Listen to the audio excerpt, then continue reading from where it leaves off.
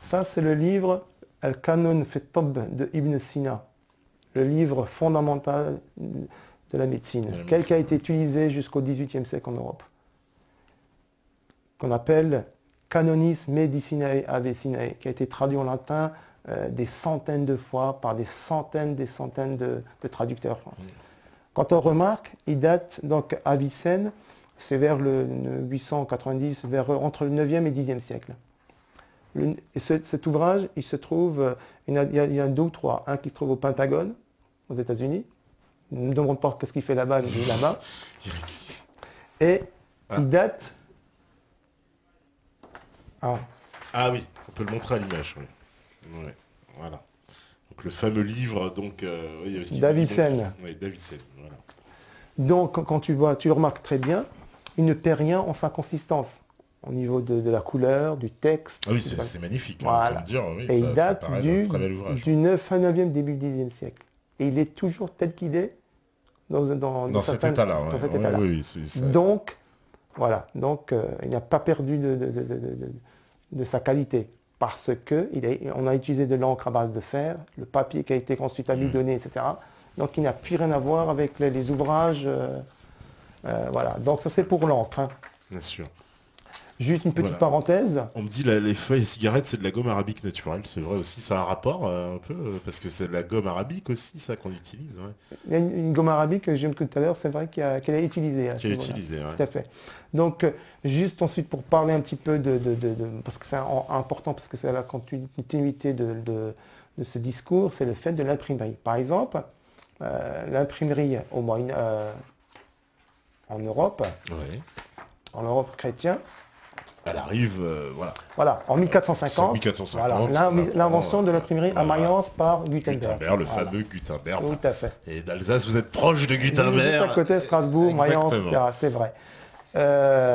1500, par exemple, c'est juste pour te montrer un peu la possibilité que ce papier et cette encre a donné comme engouement à la culture et à la Renaissance en Europe. Sans les prisonniers chinois 751-755, pas de papier, pas d'encre, pas de Renaissance, pas de Gutenberg, pas de Martin Luther, pas de propagation d'idées, etc., etc. Maintenant, on revient. Donc, 1450, on commence l'imprimerie. 1500 en Europe, on parle en Allemagne seulement, 200 ateliers d'imprimerie en Allemagne. Au XVe siècle, 40 000 éditions. 6 à 15 millions de livres sont imprimés. Ah, il y a une boulimie véritablement, dès le début, en fait. En à peine 50 ans, en fait, ça se...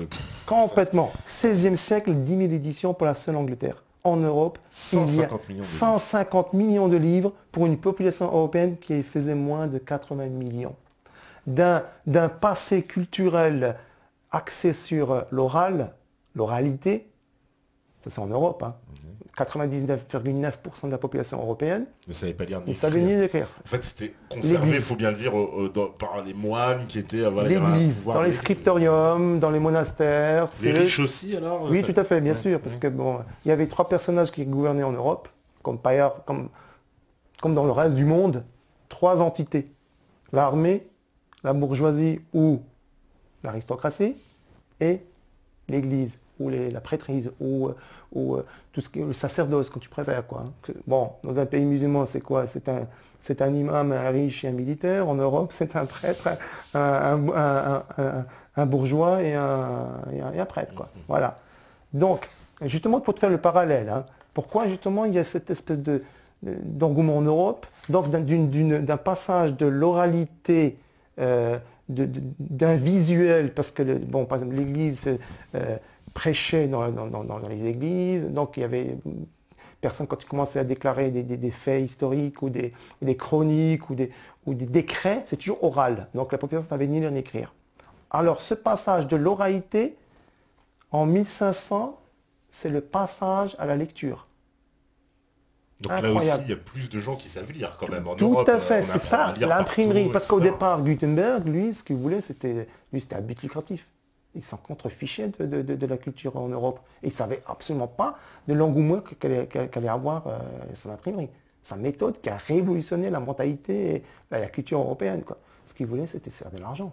D'ailleurs, ils étaient 3. Il y avait lui, qui était orfèvre. Donc orfèvre, ça veut dire qu'il savait graver. En fait, ça avait gravé, d'accord. Tout à fait. Il y avait un autre personnage, je ne me souviens plus, mais on retrouvera dans les ouvrages pour ceux qui s'intéressent. Donc il y avait un financier donc, qui finançait ses travaux. Hein. Donc il investissait, c'était un investisseur. Et le troisième était un copiste. Copiste spécialiste de langue arabe. D'accord, les fameux moines copistes. Exactement ça. Donc, juste pour le parallèle. Donc, tout à l'heure, 16e siècle, 10 millions d'éditions, 150 millions de livres, population, pour une population européenne de moins de 80 millions. Au 16e siècle, donc c'est vraiment une énorme production. Complètement. En fait, L'imprimerie dans le monde musulman. En Ouais. 1515, Sélim Ier, par un décret ottoman, interdit, sous peine de mort, toute imprimerie, toute lecture d'un ouvrage imprimé, toute installation d'une imprimerie, Ouais. sous peine de mort, à quiconque, musulman ou non musulman, qui se trouve dans le territoire musulman. Et alors justement, excuse-moi de te couper un peu dans la démonstration, mais c'est pas là justement qu'il y a une grande fracture entre l'islam Voilà, et l'Europe. c'est exactement ça. parce que- C'est pour ça, tout à fait, tu as entièrement raison. Et tu as bien souligné, c'est là qu'on va ensuite entamer cette ruine, cette Parce que décadence. si je ne m'abuse, l'imprimerie reviendra dans le monde musulman au début du 19e siècle. Je dirais même pour certains, après la décolonisation Après la française. décolonisation, Vous pouvez imprimer. on est très très loin. Et d'ailleurs, donc c'est un vrai événement très déclencheur. C'est marrant parce qu'on en a parlé hier Complètement, avec tout à notre fait. invité. Et justement, je lui disais, j'étais étonné de cette... on va dire pourquoi Pourquoi, l'islam en a fait. épousé si tardivement Voilà. l'imprimerie. Mais voilà, on n'avait pas que c'était interdit en fait. Tout à fait, Et donc tout à fait. c'est encore plus grave que ce C'est que je encore pensais. plus grave, Ouais. et si on rentre tout à l'heure, on va en parler encore de cette gravité. Le phénomène, cette fracture, je dirais même pas fracture, c'est carrément une extinction, quoi. 1515, décret ottoman du sultan Sélim Ier, qui est né en 1470, mort en 1520, qui instaure la peine de mort à toute personne, c'est-à-dire musulman ou autre, qui s'informerait d'une imprimerie, qui en installerait une dans les territoires musulmans, ou qui en utiliserait une pour imprimer les livres. L'imprimerie sera finalement introduite qu'en 1727, exclusivement à Istanbul, par Ibrahim Mouterefika, qui est né en 1674, mort en 1745, pour y imprimer quelques misérables livres, dont un dictionnaire arabo-turc. Il faut attendre 18e siècle Pour pour voir à un peine livre. arrivé l'imprimerie. À peine quoi. arrivé. Alors qu'on est au 16e siècle. Et qu'il y plus avait de déjà 150 millions d'ouvrages d'ouvrages européens. Voilà, imprimés. oui, ça, oui, Voilà. donc j'ai envie de dire, ils perdent 3 siècles quasiment. Si on les C'est compte, énorme. c'est 3 énorme, siècles, c'est tout le monde se énorme. lance dans l'imprimerie, dans la culture. Et un décret califal interdit à la population musulmane de lire, de s'introduire. Alors que même le principe fondamental de l'islam, c'est justement de lire et d'écrire, et s'informer, de s'instruire, la connaissance, le savoir, la science, etc. etc. Bon, on pourra en parler. Eh ben, on va en reparler, mais de toute façon, là, on va faire la petite pause. Bah, tu Ah vois, on oui. est déjà. Eh ben, je t'avais dit que ça C'est allait vrai, passer ça vite, passe hein, je te l'avais dit. Mais c'est pas grave, on va continuer. On fait la petite pause et puis on revient juste après. Oui, j'ai vu, il y a beaucoup de réactions, vous inquiétez pas. On va en parler, on s'y attendait de toute façon, hein, un petit peu normal. Donc, on fait la petite pause, puis on revient juste après. À vous, Larry. Oui, voilà, donc de retour sur la libre antenne.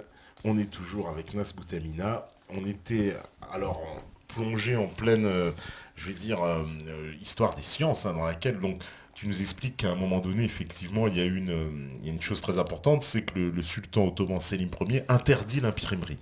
Alors qu'au contraire, tu nous démontres qu'en Europe, j'ai envie de dire, c'est la folie de l'imprimerie, puisque l'imprimerie arrive, il y a en très peu d'années, on voit en 50 ans des millions d'ouvrages, etc. Donc ça veut dire qu'il y a vraiment une boulimie productive de livres qui s'emparent de l'Europe. Et on arrive, presque j'ai envie de dire, une situation assez incroyable, puisque de l'autre côté, côté musulman, c'est carrément le frein, on interdit, c'est puni de mort, tu nous dis, Oui, donc tout à fait. de mort celui qui cherche à faire une imprimerie ou même à se réinformer Tout par à une fait. imprimerie. C'est-à-dire, si on te prend en fait avec un livre imprimé, en fait, on peut te zigouiller. C'est un Tout peu à ça que fait. c'est ce que ça veut dire. Tout à fait, tout à fait. Bon, c'est vrai qu'il y avait des patrouilles turques qui patrouillaient tout l'Empire, quoi. Bon, qu'on appelait les janissaires, mais on pourra parler tout à l'heure. C'est un peu la décadence, justement, peut-être pas d'islam, mais des musulmans, quoi. Donc juste pour revenir brièvement sur le cas Platon, par exemple, sur le fait de dire qu'en fait, bon, les livres attribués, qu'on attribue à certains hypothétiques auteurs comme Platon, Aristote, Socrate, n'ont jamais existé. Nous avons démontré tout à l'heure que bon, le support, déjà, il y a un problème au niveau du support. Au niveau archéologique, il n'y a jamais eu de vestige à ce niveau-là. Sur le papier qui n'existait pas, etc. Donc, bon, en plus... Mais comment ils nous sont arrivés, ces textes de Platon, qui sont attribués à Platon? Tout à fait. Ces textes, justement, donc voilà, nous avons ici, je ne sais pas si on peut le montrer, le Timée de Platon. Timée de Platon, c'était une version originale, ça? Voilà, ça c'est la version imprimée. La version imprimée. Imprimée au XVe siècle. Enfin, 15e siècle, voilà, tout à fait. Donc voilà. Donc on l'appelle le Timée. C'est un très grand ouvrage de Platon. Au XVe siècle, on est censé être plus de 1500 ans quasiment après la mort de Platon. Tout à fait, tout à fait. Donc justement, donc la pagination, elle est importante du livre qui a été imprimé à la Renaissance. Donc la pagination, c'est le nombre de pages des œuvres attribuées à Platon. Donc il faut rappeler, Platon, c'est 427 avant Jésus-Christ et moins 347 avant Jésus-Christ. Oui, c'est-à-dire qu'à 15e siècle, on est même à 2000 ans presque. Voilà, tout à fait. Donc avec un âge de 80 ans. Ce qui est un peu bizarre, ce qui me paraît moi personnellement bizarre, c'est que tous ces personnages, tous ces auteurs grecs possèdent un âge canonique. C'est 80 ans, 75, entre 75 et 80 à 90 ans. Bon, quand on voit l'espérance de vie de l'époque de l'Antiquité qui était au maximum de 35 ans, bon, ça paraît un petit peu bizarre, quoi. Mais disons, il y a une question fondamentale qui se pose à propos de les ouvrages de Platon, par exemple. Sur quel support Platon a-t-il écrit ses œuvres? Parce qu'il n'y a pas que le Timée, il y a encore d'autres. On va en parler tout à l'heure. Donc, sur quel support Platon a-t-il rédigé ses œuvres? Première question. Deuxième question, où sont ces œuvres? C'est-à-dire ceux du IVe siècle. Pas celui du 15e ou du 16e, du IVe siècle. Et une autre question encore plus fondamentale, l'archéologie a-t-elle déterré ou révélé un quelconque vestige ou indice qui laisse à présumer un quelconque écrit de Platon? La question est posée, aucune réponse de l'archéologie. On n'a jamais retrouvé, on n'a jamais retrouvé un vestige. Donc il n'existe pas en fait de texte original de Platon. Absolument on n'a que ces versions à partir du 15e siècle tout à fait. qui nous ont imprimé et qu'on nous dit c'est du Platon. Voilà, c'est du Platon. Donc voilà. Donc les œuvres de Platon, il y a toute une flopée. Hein. Par exemple, bon, j'ai pris ici la collection Belles Lettres, qui a beaucoup rédigé les œuvres helléniques ou celles de Platon, Socrate, etc., mais surtout Platon. Donc, par exemple, dans une impression actuelle par exemple, de Hippias majeur ou Aramide, bon, elle fait 284 pages. Celui du Timée, par exemple, on va le retrouver, le Timée, il doit être là. Bon, disons la République, le livre 1 à 3, il fait 233 pages. La République, livre 4, 7, 233 pages. La République, livre 8 à 10, 248. Paméride, 260 pages. La politique de Platon, 184 pages. Ensuite, le Sophiste, 217 pages. J'ai calculé toutes les œuvres attribuées à Platon. On arrive à une pagination de 1700 pages pour une taille du livre qui fait 10,5 x 17. C'est ça, quoi. Voilà. Sur quel support est-il écrit 1500? Nous, on parle de 1500 pages, nos pages actuelles, quoi. C'est-à-dire qu'on aurait dû en retrouver au moins un, enfin, même si on ne les retrouve pas toutes, au moins, mais on aurait retrouvé au moins... Déjà ça. Deuxièmement, quantité incroyable. Là, on parle de 1700 pages, nos textes actuels. À l'époque, sur quel support aurait-il pu écrire? Ce ne sera peut-être pas du 1700 pages. Si on pouvait le mettre sur un support comme le cuivre, ou le parchemin, ou la tablette en gypse, c'est impossible. C'est des containers, c'est des camions énormes qu'on devrait remplir pour remplir. Voilà. Donc, il y a un problème quelque part, quoi. Voilà. Donc, bon, maintenant, ce je voudrais bien aborder, c'est le fait de cette histoire réelle de l'apparition des sciences et des techniques. Et à l'époque, au XIe siècle, il y a la naissance de la politique de la contre-culture. Mon cher Patrick, à un moment de l'apparition de l'islam, 7e siècle, 8e siècle, colonisation, conquête du monde espagnol, 805, Abderrahman II, donc conquérir l'Espagne. De l'autre côté, pareil, toutes les provinces si durement acquises à l'époque romaine par l'Église tombent entre les mains des musulmans. Donc l'Église se trouve en face d'un ennemi qu'il faut absolument abattre. L'islam est à abattre. Ça, c'est la priorité. Je ne parle pas des croisades 1090, Urbain II, qui commençait à fomenter des troupes pour essayer d'aller combattre en Palestine. Mais ici, j'aimerais bien te lire un texte qui est vraiment la naissance même de cette haine viscérale de l'Église, du christianisme vis-à-vis de l'islam. L'abbé de Cluny. Ah, un personnage très important. Très important. Parce que c'est l'homme qui a traduit l'essentiel des ouvrages du latin à l'arabe, enfin de l'arabe au latin. D'ailleurs, il semble, alors tu vas nous confirmer juste en préambule, que le mot traduction vient à la base, quand on appelait faire une traduction, c'était traduire de l'arabe au latin. Et ensuite, c'est un terme qu'on a étendu à toutes les traductions, mais qu'on a inventé à l'occasion de l'abbé de Cluny, de la prise de Tolède, pour retranscrire les manuscrits. C'est bien. C'est exactement ça. Exactement ça. Donc là, je vais juste lire une petite... Bon, c'est un petit texte, mais qui en dit long sur cette naissance, de cette politique de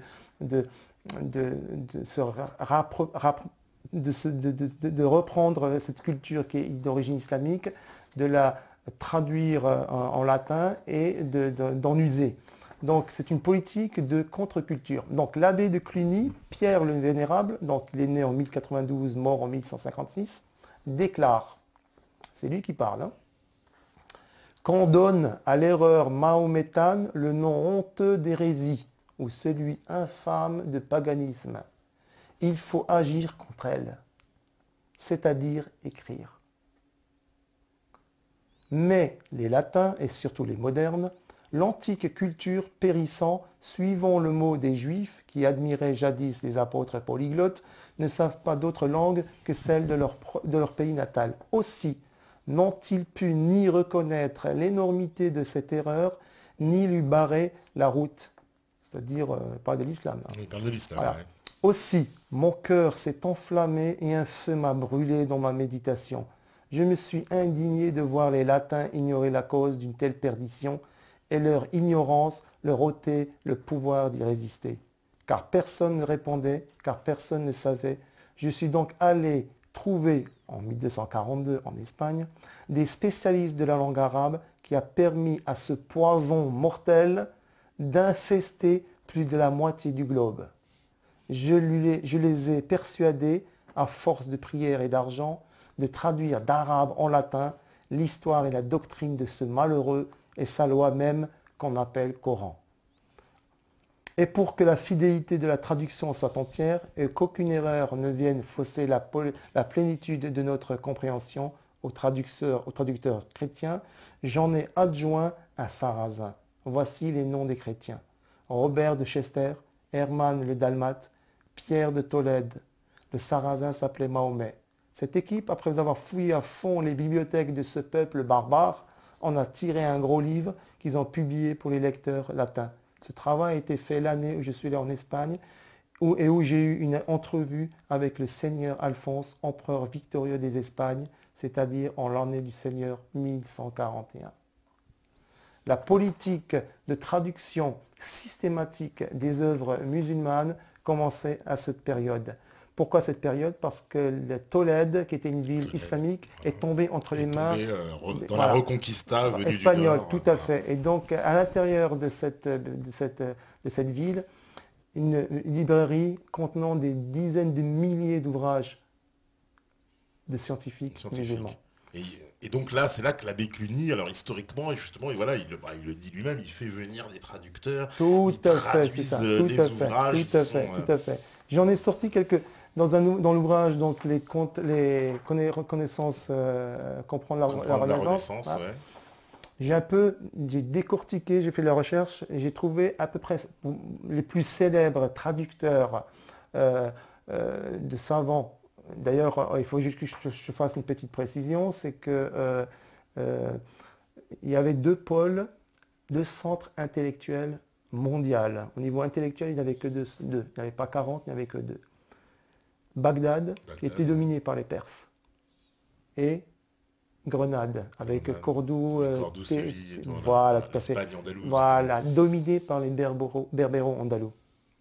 Ces deux peuples ont créé la civilisation de l'islam classique, qu'on appelle la civilisation qui était née dans cette période qu'on appelle la période des Abbassides. Les Abbassides, surtout qui se faisaient concurrence, il faut bien le dire, puisqu'il y a une Tout à scission fait, et tout à donc fait, il y avait tout à fait. une Exactement. concurrence de Tout à fait. rayonnement entre Bagdad Exactement, et tout à Cordoue, fait. Séville. Chacun voulait Tout à étant, fait. attirer les meilleurs Tout lettrés, à les fait, tout meilleurs, à fait, etc. tout à fait. Donc, la chrétienté, surtout le Vatican, dont Pierre le Vénérable, a délégué des traducteurs, dont les plus célèbres, bon, j'en citer juste quelques-uns, quoi, les plus célèbres. Donc, tu as Ionis Sérapion, 9e siècle, Gerbert d'Aurillac, Constantin l'Africain, 11e siècle. Le plus célèbre d'entre eux est Gérard de Crémone, ou Crémonensis, 1114, Michel Pélos, Petrus Alfonsi, Adélard de Barthes, Stéphanus Ancios, Stéphanus de Saragosse, Jazi Jadei, Richard Anglici, William Scott qui vient d'Écosse, etc., etc. Donc 150, j'ai réussi à trouver 150 traducteurs qui allaient du 10e siècle jusqu'au 15e, 16e siècle. 150 traducers, je dis bien célèbres. Je ne parle pas de ceux qui étaient de seconde main, et je ne parle surtout pas des prêtres, des milliers de prêtres anonymes qui copiaient inlassablement et dans tous les monastères, les abbayes qui se trouvaient dans toute la chrétienté. Quand je dis toute la chrétienté, c'est l'Espagne, l'Italie, la France, l'Angleterre, l'Allemagne, etc., etc. Donc des centaines de traducteurs qui ont traduit la plupart des ouvrages berbéro-andalous et perses. Donc c'est un travail faramineux dont on retrouve actuellement la plupart qu'on appelle des incunables, c'est-à-dire écrits même de la main même des auteurs, qu'on retrouve toujours au Vatican. Dans les sous-sols du Vatican, ça c'est donc encore les originaux, oui. tu veux dire les originaux, ils sont là-bas, tout à fait, ils sont vraiment... Donc on a conservé, oui, les originaux, parce que la légende veut que...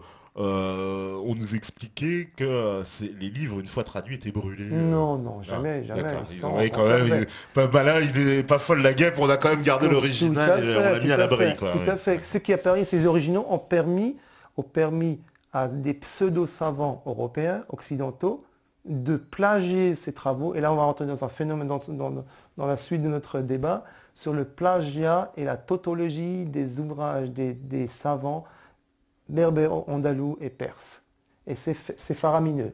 Donc, et ça a enclenché, donc il y a donc cette période qu'on appelle donc la véritable période où je dirais les grandes dates réelles de l'histoire des sciences, par rapport à tout à l'heure qui étaient les grandes dates selon l'histoire officielle européenne. Donc c'est vrai qu'il y a une période qui va de la préhistoire jusqu'au moins 100, qu'on retrouve à cette période la Grèce. Donc, qu'est-ce qu'il y avait dans cette période? C'est les mythologies, les légendes, les superstitions et la magie. Donc l'obscurantisme. Rien de scientifique, aucune science n'est jamais apparue à cette période-là. Même pas les mathématiques? Même pas les mathématiques.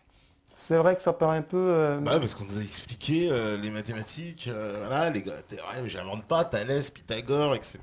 Et j'en passe. Tout à fait. Donc ces personnages que tu viens de citer ont été créés par les humanistes pendant la Renaissance. Donc, période européenne, c'est quoi? C'est de l'Antiquité jusqu'au bas et au Moyen-Âge. Donc surtout avant l'arrivée de l'islam, mythologie, superstition, légende, partagée comme toutes les autres cultures, comme toutes les autres sociétés. Je ne vois pas de différence entre la société grecque et celle de la Perse ou celle de l'Égypte ou de la Phénicie. Voilà, c'est la mythologie, voilà, la superstition, donc l'occultisme, voilà, donc c'est ça le trait de caractère de ces sociétés. L'islam, 7e siècle, 8e siècle apparaît, la naissance des sciences. Pourquoi? Parce que il y a comme je disais tout à l'heure, donc les religions basaient leur pouvoir sur quoi? Sur l'ignorance des gens, sur l'obscurantisme.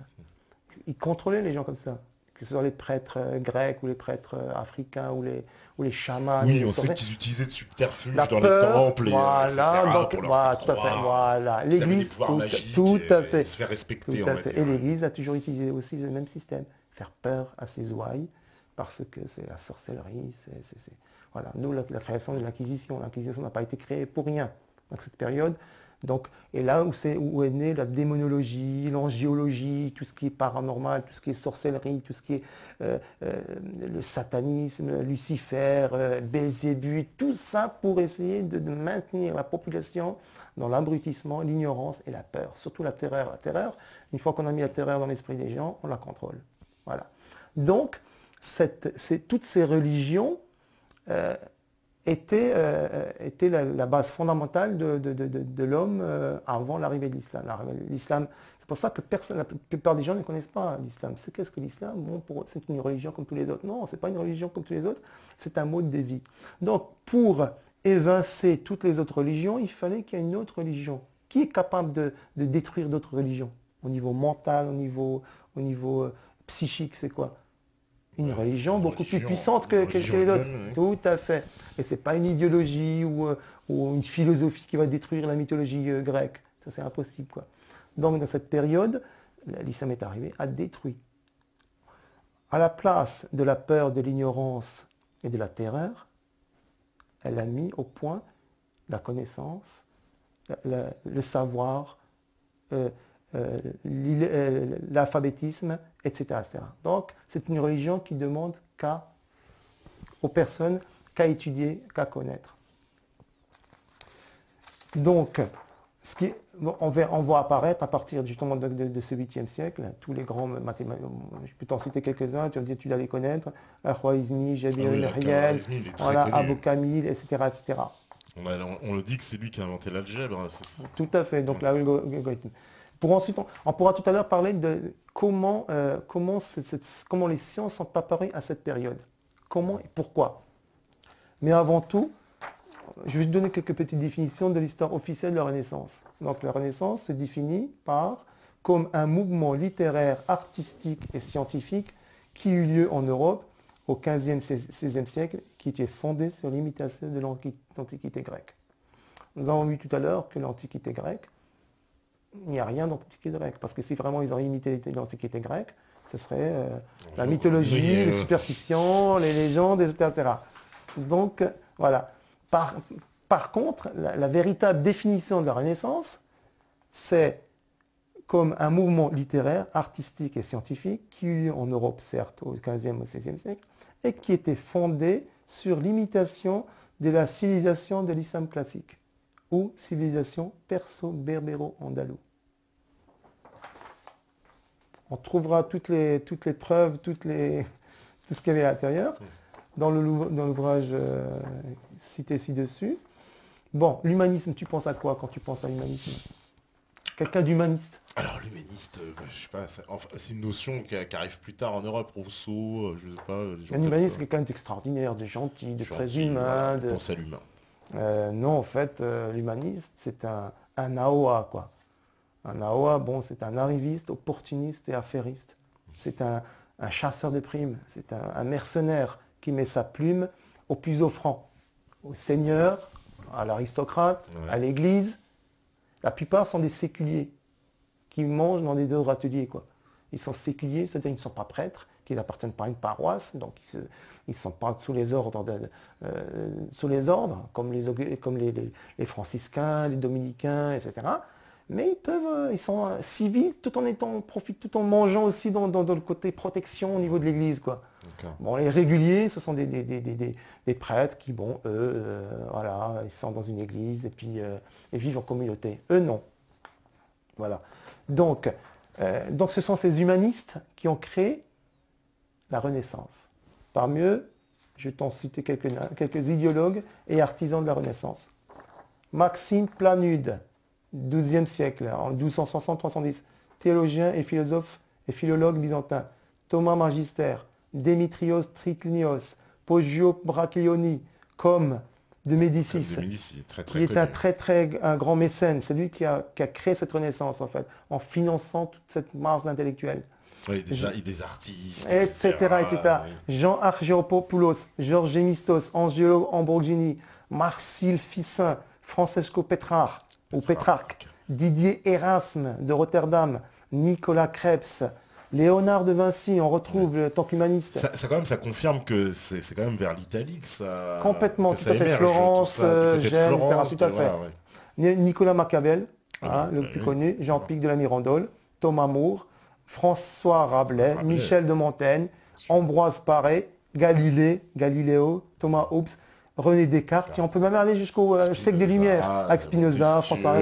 Voilà. Ce sont ces humanistes-là qui ont créé, qui ont inventé les savants grecs. Ils les ont inventés.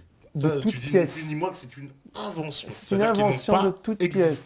Alors c'est vrai que tu nous as démontré qu'il était fort difficile à l'époque, en tout cas, de pouvoir produire des textes. Donc ça voudrait dire que pour être clair, tu remets en cause la crédibilité des ouvrages qui nous sont présentés comme étant écrits par ces savants grecs. C'est-à-dire, entre autres, Platon. Tout à fait. Mais tu pourrais dire la même chose à Aristote, etc. Tout à fait. J'irais même dire que René Descartes, Ambroise Paré, Newton, etc. quoi.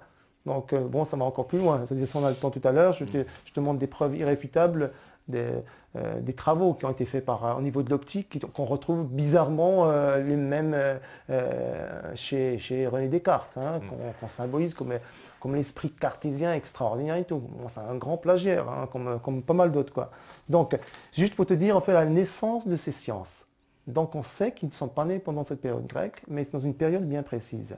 Donc, la science, et là, c'est un paradoxe que je vais te dire, la science découle d'une religion aux croyances. Pour un chrétien, il est impossible, vu l'historique de l'Église et de l'attitude de l'Église vis-à-vis de la connaissance et du savoir, que la religion puisse créer ou produire la science. C'est antinomique, ça ne va pas. C'est pour ça qu'on dit toujours, oui, bon, il faut séparer la religion de la science. Ouais. Donc ça ne va pas. Pourtant, il y a une religion qui a créé la science.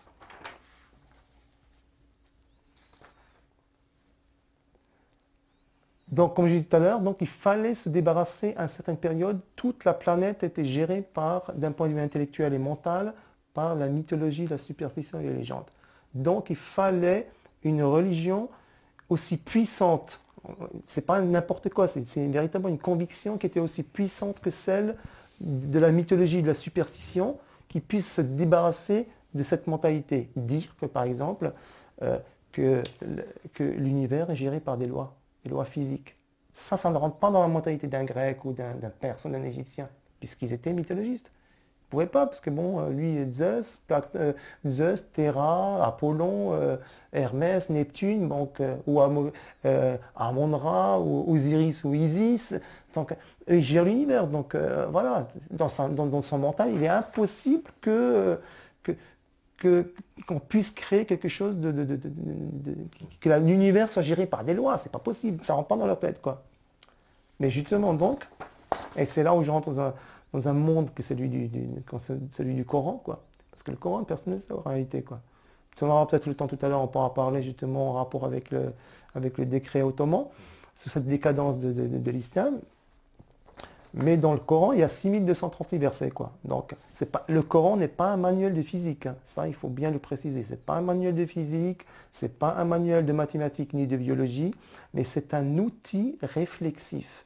C'est un outil qui permet de réfléchir sur les erreurs, en réalité sur l'univers qui nous entoure. D'ailleurs, dans le Coran, un verset stipule, encourage, je dirais presque oblige l'homme à chercher à comprendre, la réflexion. Donc, de ce fait, je dis et je redis que la science est le garde-fou du Coran. Et le Coran est le garde-fou de la science. Pourquoi? Parce que la science évite aux musulmans, ceux qui se disent adeptes du Coran, de tomber dans le zèle et le fanatisme. Et le Coran empêche la science de tomber dans les dérives que l'on connaît actuellement. C'est-à-dire tout ce qui est les organismes génétiquement modifiés, tout ce qui est en attrait avec l'écologie, qui est tout ce qui est avec la faune, la flore. Pourquoi? Parce que coraniquement, la nature, l'univers, surtout la nature, quand je dis nature, c'est la flore et la faune, est un dépôt qui a été prêté à l'homme. C'est un dépôt. Il a la responsabilité. D'où le fait, l'écologie, c'est quelque chose de fondamental dans l'islam. Quand je veux dire, il n'y a pas de gaspillage, pas de destruction, respect absolu, etc. etc. Donc, on appelle ça une amena. Amena, c'est un dépôt que Dieu te prête pour tu peux l'utiliser. Et ce dépôt, grâce à l'intelligence humaine, il est vil de se prosterner devant les éléments. Pour Dieu, c'est quelque chose, c'est un affront. Comment tu peux, toi, en tant qu'humain, qui est au niveau pratique, je dirais, au niveau de l'univers, on est pratiquement au top, au niveau de la création, comment tu puisses te prosterner devant le feu, la pierre, la pluie, le tonnerre, alors que tu es là pour la contrôler. Et grâce à ton intelligence, tu peux contrôler la matière, les éléments, les univers. C'est pour ça que cette science, elle est née. Donc, le garde-fou, la définition d'un garde-fou, c'est quoi? C'est ce qui entrave ou qui empêche de verser dans l'erreur, dans la fausseté, dans le mensonge, l'imposture, la mystification et l'illusion. Maintenant, une petite question. Pourquoi Mohamed Al-Khwarizmi, en 800-847, a inventé les mathématiques? Voilà. Les mathématiques, ils ne sont pas nés. Voilà. Tu sais très bien qu'une science, une mathématique physique ou chimie, est née que par rapport à une utilité pratique. À quoi servent les mathématiques si on ne l'utilise pas pour un but pratique qui sert au confort de l'homme? Et là, je reviens une petite parenthèse sur les Grecs. Admettons qu'ils ont fait les mathématiques. Ont-ils amélioré la vie grecque ou celle de l'Antiquité, des peuples autour? Jamais. On n'a jamais parlé. Par contre, Al-Khwarizmi, quand il a inventé les mathématiques, il ne s'est pas dit, tiens, maintenant, voilà, mardi, je me lève, tiens, qu'est-ce que je vais faire de beau actuellement? Je ne sais pas, on va recréer les mathématiques ou l'algèbre. Non, il ne s'est pas dit ça. Ayant réglé le problème divin, la verticalité entre lui et Dieu, c'est-à-dire tout ce qui est rituel, etc., parce que c'est un croyant, un théologien. N'oublie pas qu'à l'époque du 8e jusqu'au 14e, c'est-à-dire l'époque de la civilisation de l'islam classique, la théologie, c'était le baccalauréat, quoi. C'est-à-dire que, bon, pour faire des études supérieures, il faut que tu aies ce bac. Donc, le baccalauréat vient du mot arabe, biqalaya, ça veut dire avec assiduité. Bon, c'est encore une petite parenthèse que je t'ai dit, quoi. Donc, la théologie, c'est quelque chose de banal, quoi, de classique pour faire des grandes études. Donc, ayant réglé le problème de la verticalité avec le divin, il se dit, quel est mon rôle dans cet univers? Que puis-je apporter pour l'humanité? Parce qu'un musulman qui ne vit pas, qui vit en dehors de la société humaine, n'a aucune utilité. Tu peux faire ta prière du matin au soir, Dieu, il s'en fiche de ta prière.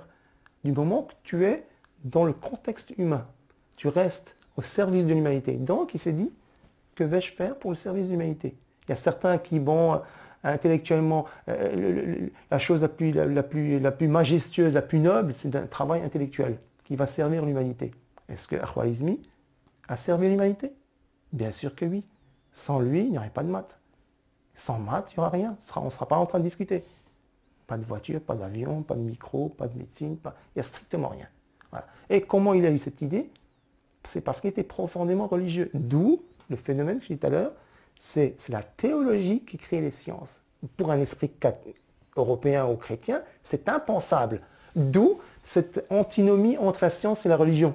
Chez nous, dans l'islam, c'est le Coran. Le Coran, c'est la science. Il n'y a pas de... C'est intimement lié. Comme je disais tout à l'heure, c'est un garde-fou. Et justement, le fait, c'est que... quelle est la religion qui te dit « crée la science pour me surveiller » Ça n'existe pas. La chrétienté... Dans aucun texte chrétien, aucun texte juif, aucun texte bouddhiste ou hindouiste ou shinto ou tout ce que tu veux, ne te dit crée quelque chose de rationnel pour essayer de découvrir que je suis irrationnel. Donc, Al-Khwarizmi a créé les mathématiques pour pour des faits pratiques. Par exemple, calculer les horaires de la prière. Voilà. Comment on va calculer ça? Mathématiquement. Avant, on ne pouvait pas. Calculer la direction de la Qibla, c'est-à-dire la direction de la Mecque. Calculer, par exemple, au niveau de la loi testamentaire islamique, il faut que tu calcules le testament que tu vas donner aux enfants. Donc, les lois testamentaires. Arpentage des terres. Cartographier l'environnement. La cartographie géographique. Transactions commerciales, l'échec, etc., etc. Donc, c'est un point de vue pratique. C'est jamais quelque chose de philosophique. Tu vois, enfin, les mathématiques, on va philosopher sur l'algèbre. Non, c'est quelque chose de très, très, très pratique, de très, très... qu'il faut qu'il serve à l'humanité. D'où ce service de l'humanité. Voilà. Moi, je vais juste te sortir quelques petits versets coraniques. Rendons hommage à la science. Parce que personne ne fait allusion au Coran. Parce que je te disais tout à l'heure, en aparté, je t'ai dit que personne ne connaît le Coran, quoi. La plupart des gens qui disent « ouais, je suis un spécialiste, je suis un islamologue, un orientaliste », je dirais entre guillemets, comme disaient les jeunes des banlieues, ce sont des tocards, ces gens-là. Voilà, donc personne ne connaît, la plupart des gens ne connaissent pas Dieu, ne savent même pas ce que c'est que l'islam, encore moins le Coran. Les versets qui, par exemple, te donnent hommage à la science. Et ceci, on le trouve dans aucun texte qui soit biblique, de la Torah ou dans le Rig Veda, etc. Jamais. Par exemple, des éloges aux scientifiques. Tels sont les exposés que nous citons aux gens. Cependant, seuls les savants, les scientifiques, les comprennent. Verset 29-43. Et parmi ces signes, c'est-à-dire les lois scientifiques, la création des cieux et de la terre et la variété de vos idiomes, c'est-à-dire les langues, et de vos couleurs. Il y a cela des preuves pour les savants, les scientifiques. Toujours les scientifiques. Quand ils parlent de savants, ils ne parlent pas de théologiens. Ils parlent des scientifiques qui font les sciences expérimentales. Sciences expérimentales, ça n'a rien à voir avec les théologies. Un autre verset, il y a pareillement des couleurs différentes parmi les hommes, les animaux et les bestiaux. Parmi ses serviteurs, seuls les savants, c'est-à-dire les scientifiques, craignent Allah. Allah est certes puissant et pardonneur. Ça, c'est juste l'éloge aux savants. Par exemple, comment Al-Biruni, Al-Batani, Nasruddin Al-Tusi ont créé la mécanique céleste, l'astronomie. C'est sur réflexion, ça. Je dis tout à l'heure, c'était des gens qui étaient versés dans la théologie. Ils maîtrisaient le Coran par cœur. Donc, maîtrise du Coran par cœur, Coran, outil réflexif, débarrassé de la mythologie et de superstition des légendes, qu'est-ce qu'il y a? Ça donne automatiquement des résultats. Alors, Al-Biruni, Al-Batani, Al-Tusi lit le Coran et trouve ces versets. Et c'est lui qui crée la nuit et le jour, le soleil et la lune. Chacun vogue dans une orbite. Là, tu as de la matière à travailler au niveau de la physique et de l'astronomie. Et le soleil court vers une zone, l'espace, qui lui est assignée. Telle est la détermination du Tout-Puissant. Et la lune, nous lui avons déterminé des phases jusqu'à ce qu'elle devienne comme la palme vieillie, c'est-à-dire très très sombre. Le soleil ne peut rattraper la lune, ni la nuit devancer le jour. Et chacun vogue dans une orbite. Il a créé les cieux et la terre en toute vérité. Il enroule la nuit sur le jour et enroule le jour sur la nuit. Et il a assujetti le soleil et la lune à poursuivre chacun sa course pour un terme fixé.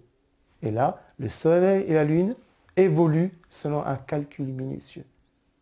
Est-ce que ça ne donne pas matière à réfléchir sur l'astronomie? Des pistes, comme tu dis. Des pistes, exactement. On est loin de Zeus assis sur son nuage dans le mont Olympe à lancer des éclairs. Tu vois le phénomène? Par exemple, Omar ibn Haytham, c'est le fondateur de l'optique, qu'on appelle en latin, parce que ce qui est marrant, c'est qu'ils vouent une haine viscérale vis-à-vis de l'islam musulman, mais ils se sont quand même hâtés à latiniser ces savants. Ils étaient obligés. Al-Hazen, Al-Hazen, c'est Al-Hazen, hein. Al-Khwarizmi, algorithme, bizarre quoi. Hein. Voilà, donc, ouais, tout à fait quoi. Donc par exemple, la réflexion sur l'optique.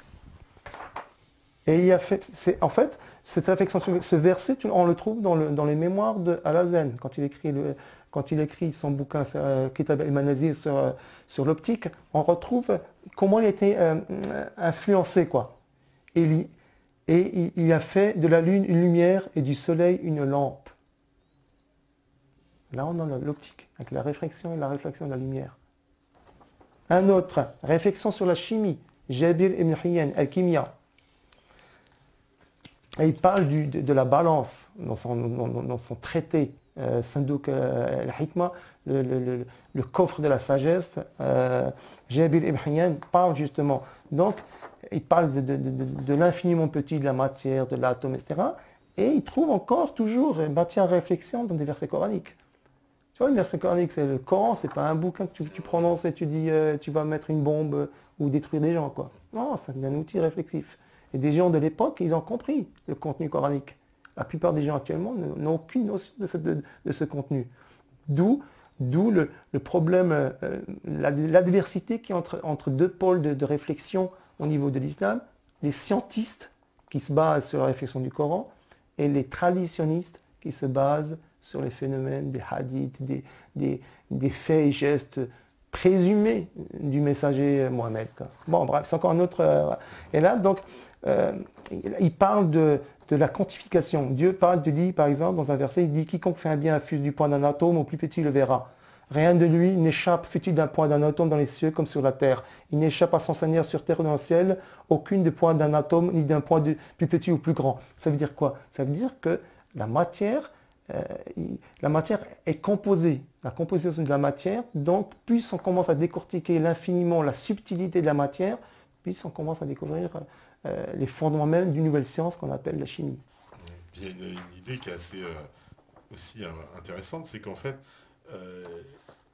il matérialise aussi les émotions, puisqu'on parle d'un atome de bien. Exactement, Donc, ça veut dire que l'émotion, tout à fait, on la matérialise aussi. On la matérialise, et nous sommes dans une physique actuelle il parle d'une physique qui peut exister, mais pour l'instant, et là parce que quelque part, l'émotion peut être une énergie. Tout à fait.